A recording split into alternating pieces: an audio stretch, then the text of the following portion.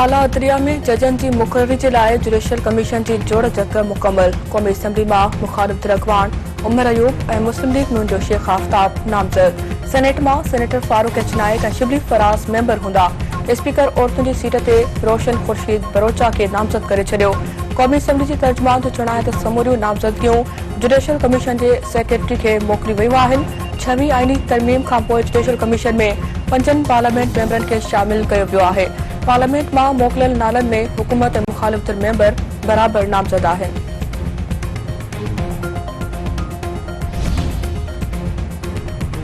Tax target पूरा करने में नाकामी ते IMF मिनी बजट आणण जो मुतालबो करे छड़ियो। वर्चुअल ॻाल्हियुनि दौरान IMF तरफां टैक्स टारगेट ते नज़रसानी की दरख्वास्त रद्द। FPR ज़रिए चुनाहे त ईंदड़ महीननि में शॉर्टफॉल जो काथो लगाए 500 अरब रुपयनि जी मिनी बजट अची सघे थी।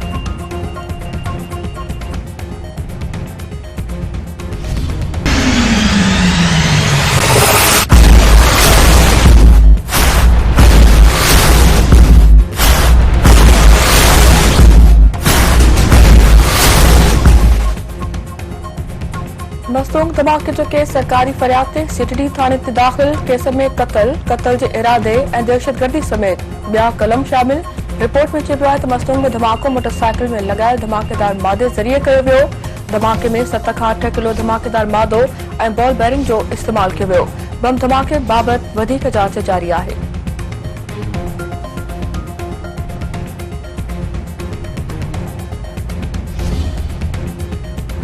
KP हुकूमत अवामी मसलन ते ध्यान न ॾेई रही आहे। छाती ते गोली खाइण जी ॻाल्हि कंदड़ सभ खां पहिरियों पुठी ॾेई भॼी वियो।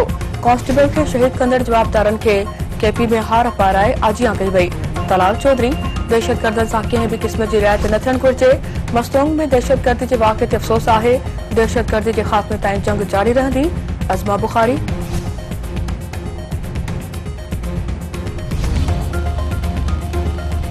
कराची की दहशतगर्दी टोड़ अदालत में चकरा ॻोठ साने केस की ॿुधणी। MKM लंडन के टारगेट किलर रईस ममा समेत 3 जवाबदारनि की बरियत बाबत दरख्वास्त ते फ़ैसिलो महफ़ूज़।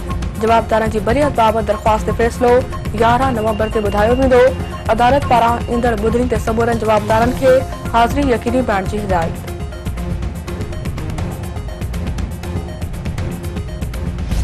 ये चौधरी अस्पताल किरोने पंजाब लता करने दे ये कंडीशन था ये बिलावल अस्पताल दिल्ली नवाब शाह तुदतारी जो दिलवा उते जी कंडीशन था बार के पट्टी कोती मिले बार जे बगल पट्टी कोने का सजी रात अड़ी कोई बार के कुछ खांडो विद्या मुझे मोबाइल में सब मौजूद है। सजी रात मान ने सा जागो सजी रात कचहरी कई थी को भिलन वट सुई को इलाज कुछ भी करे को जरूरत काम सहूलत करे पट्टी को ता वदी ये बिलावल अस्पताल।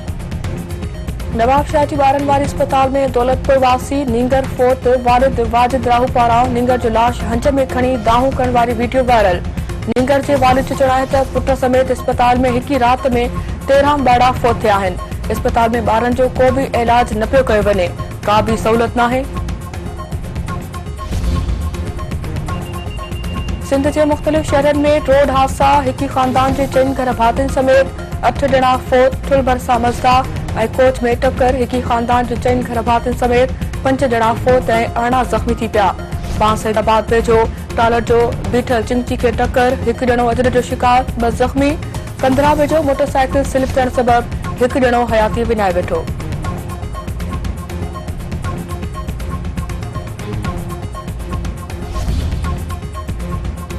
मेहर में बदअमनी खिलाफ शहरियुनि जो एहतजाजी मुज़ाहिरो। थाने अॻियां धरणो। अगवाननि जो चवणु आहे त फुर लुट ऐं धाड़नि जी वारदातुनि में पुलिस एहलकारी मुलविस आहिनि। वापारी पहलवान खोसे जे घर मां ॾींहं ॾिठे फुर लुट जो वाक़ियो पुलिस जी नाअहली जो नतीजो आहे।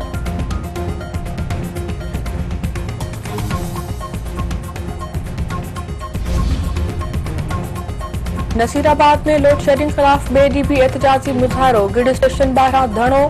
अगवाननि जो चवणु आहे त सिबको अमलदार बिजली चोरी में मुलविस आहिनि। ट्रांसफार्मर ठेकनि ते ॾेई लखे रुपए जी भत्ता उगाड़ी कई पई वञे।